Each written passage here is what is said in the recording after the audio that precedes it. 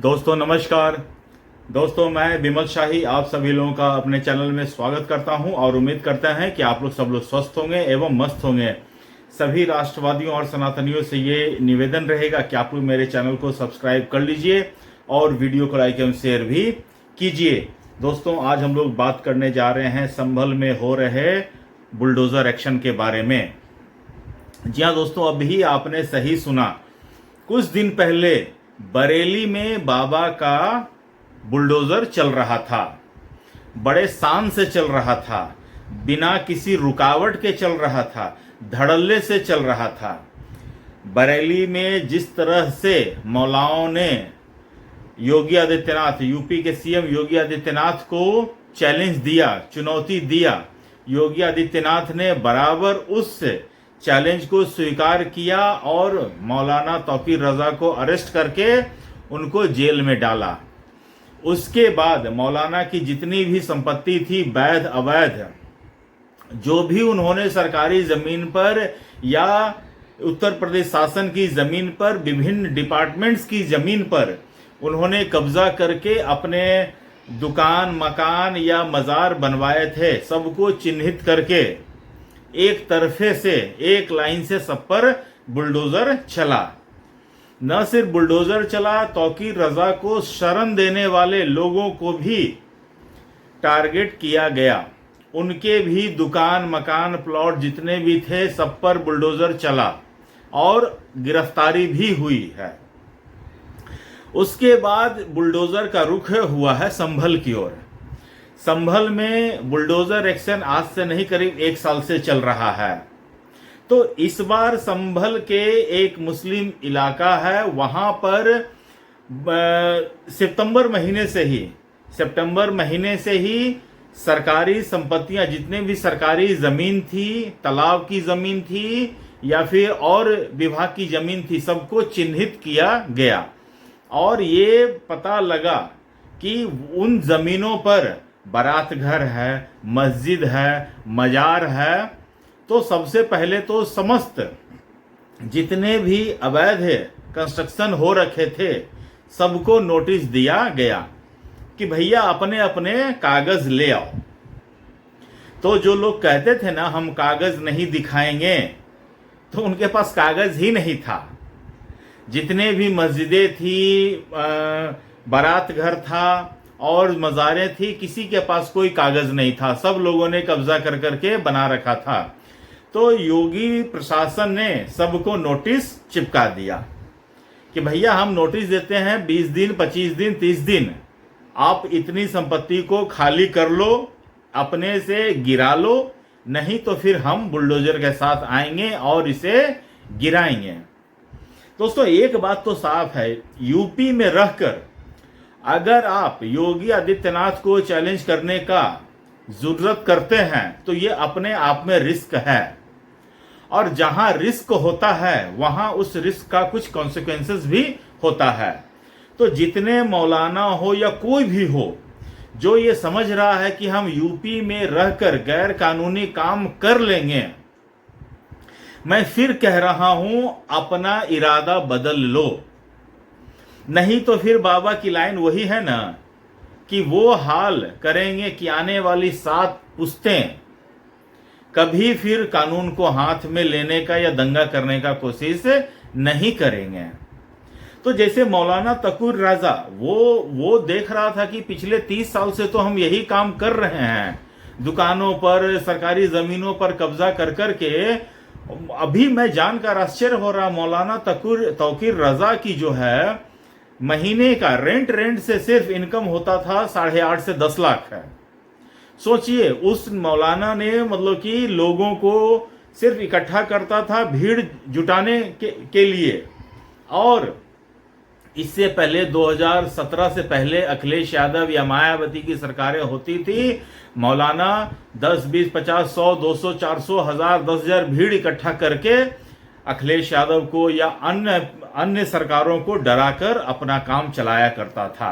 उसका यही काम था कि बस 10, 20, 50, 1000, 2000 लोगों की भीड़ इकट्ठा करना है, सरकार के खिलाफ नारेबाजी करनी है, सरकार डर जाएंगे। तो उसने ये सोचा कि पिछले 8 साल से 9 साल से यूपी में योगी आदित्यनाथ की सरकार है और इसके ऊपर अभी तक किसी ने हाथ डाला नहीं था।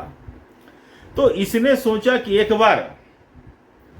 बार अपना टेस्टिंग कर लेते हैं कि मेरे में वो रियल पावर है या सिर्फ सरकार का खेल है। तो उन्होंने इस बार तौकीर रजा इस बार वो गलती करने की कोशिश की थी। इसका कोई बहुत बड़ा इरादा नहीं था, वो सिर्फ टेस्टिंग करना चाहता था कि 30 साल से हम इस तरह के धंधेबाजी में जुटे हुए हैं, लगे हुए हैं और कोई पुलिस आज तक हम पे हाथ डाल नहीं पाई है। तो मतलब कि उस मौलाना की मूर्खता को मैं सलाम करना चाहूंगा। उस मौलाना ने देखा नहीं कि तुमसे तो बड़ा ही गैंगस्टर था ना अतीक अहमद, तुमसे तो बड़ा ही गैंगस्टर था ना मुख्तार अंसारी, तुमसे तो बड़ा राजनेता था ना आजम खान। उन सब का हस्र क्यों नहीं देख लिए? जो तुम खुद पर टेस्टिंग करना चाह रहे थे, उससे पहले तुम एक बार उनका हस्र देख लेते। तो मौलाना ने सोचा कि एक बार टेस्टिंग करके देखते हैं कि ये मेरी ताकत है या प्रशासन की ताकत है। तो योगी आदित्यनाथ ने बता दिया कि तुम्हारी ताकत नहीं थी, ये तो प्रशासन की बात है। कोई प्रशासन होता है, ऐसा भी मुख्यमंत्री बने हैं जो अतीक अहमद के कुत्तों से हाथ मिलाने में अपनी शान समझा करते थे। ऐसे भी सरकार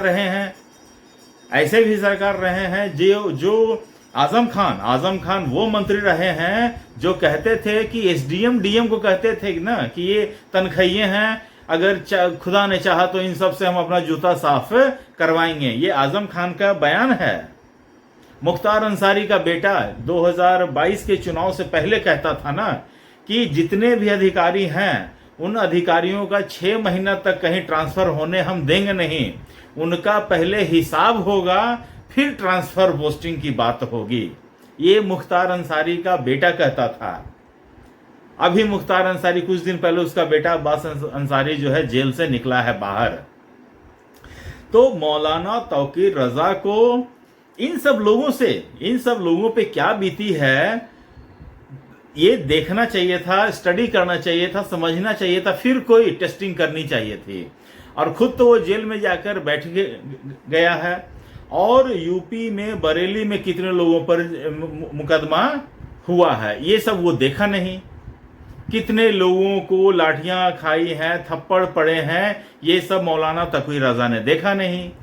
तो ये सब मौलाना को कुछ भी करने से पहले ये सब चीजों को एनालिसिस करना चाहिए था, उसके बाद कोई कदम उठाया जाना चाहिए था। आज देखिए, आज जुम्मे का दिन था, पूरे बरेली में शांतिपूर्ण माहौल है, जबकि बरेली में हिंदू की भी आबादी है। सोचिए, हिंदुओं का सबसे बड़ा फेस्टिवल दुर्गा पूजा चल रहा है और वहां पर कर्फ्यू जैसे माहौल बना के रख दिया है कि कोई आदमी घर से बाहर निकल नहीं सकता है। यही सेम हालात हो रखे हैं संभल में भी पुलिस और प्रशासन की टीम घूम घूम कर पूरे लोगों को कह रही है कि तुम घर से बाहर ना निकलो, घर से बाहर निकलोगे तो परिणाम गंभीर होंगे। और संभल के सब लोग अपने घर के अंदर से ही बुलडोजर का एक्शन देख रहे हैं।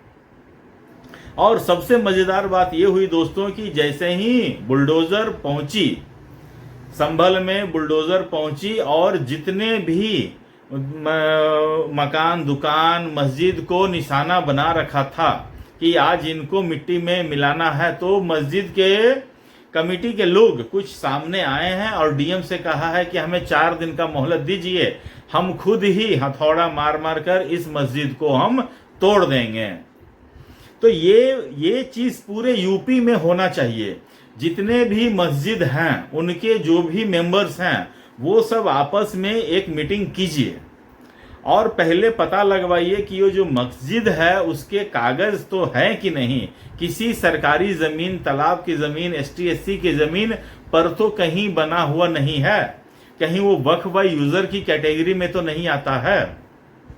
तो इन सब चीजों को देख लीजिए और अगर आपको लगता है कि नहीं है तो मैं फिर कह रहा हूं, अपने से उस मस्जिद को ढा दीजिए तो ज्यादा अच्छा रहेगा।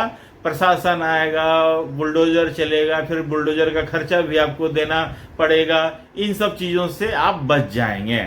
और फिर आप लोगों को इकट्ठा करेंगे, लोगों को लाठी खानी पड़ेगी, उनके ऊपर एफआईआर होगा। इन सब चीज़ों से आप बच जाएंगे। तो यूपी में रहना है तो इन सब चीज़ों का ध्यान आप अभी से करना शुरू कर दीजिए।